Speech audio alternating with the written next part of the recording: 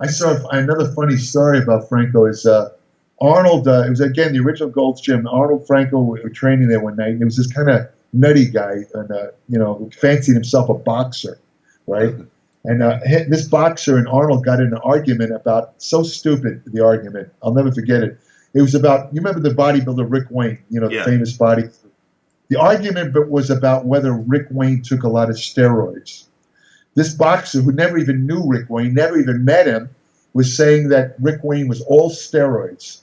His whole physique was steroids. And Arnold was a good friend of Rick Wayne. And he says, no, he says, Rick didn't hardly use that. He didn't use that much steroids. So, the discussion got more and more heated. And I'm looking at this, and I couldn't believe it. They started to get into a fight. Really? Right? Yeah. And I remember, the guy's trying to hit Arnold, and Arnold's like ducking, and he lands a couple of punches on Arnold, and then he puts Arnold in a headlock. And in the meantime, Franco is standing there, and Franco's yelling out, "Kill him, Arnold! Kill him! Kill him!" Franco's yelling out. Franco jump in. He doesn't try and help Arnold. He's just yelling, "Kill him, Arnold! Kill him!" and Arnold gets the guy in the headlock. And what I saw next absolutely stunned me. The guy bit Arnold. He bit Arnold as Arnold had him in the Arnold had him in the headlock. He bites him. And I think Dan Howard was the manager of Gold's that time. He sees the ruckus. He runs over, breaks it up. Right, he breaks up the fight. And so the guy's standing there. He's screaming how he's going to beat the hell out of Arnold. He says, I want you to show up in the boxing. They used to have a boxing gym about a mile away in Santa Monica. He says, you show up at the boxing gym, I'm going to beat the hell out of you with all your muscles. I'm going to knock you out, blah, blah, blah. So Arnold says in a very calm voice, he says, why wait? He says, why don't we just go in the alley right now? and sure enough, the guy just keeps on, instead of answering, he keeps yelling, walks away. Right. He basically chickened out because Arnold, let's go in the alley right now, and the guys want to go. So luckily the fight that Arnold took was only Dan Howard broke it up fast enough. Arnold wasn't really injured. He actually was a nutcase. Unfortunately, he died about within a year or two of a drug overdose. I think he was on drugs that night. I mean, it made no sense. Yeah. I remember thinking, even as a kid, I was looking at thinking, what a stupid reason to get in a fight where the Rick went. You got to be kidding me. Right. I mean, you could never get, if somebody said to me, if I knew Rick Wayne well enough and they said, well, Rick Wayne, I'd say, well, he didn't. And the guy started yelling. I'd say, well, you're welcome to your opinion. I'd walk away. I'm not going to fight the guy. Right.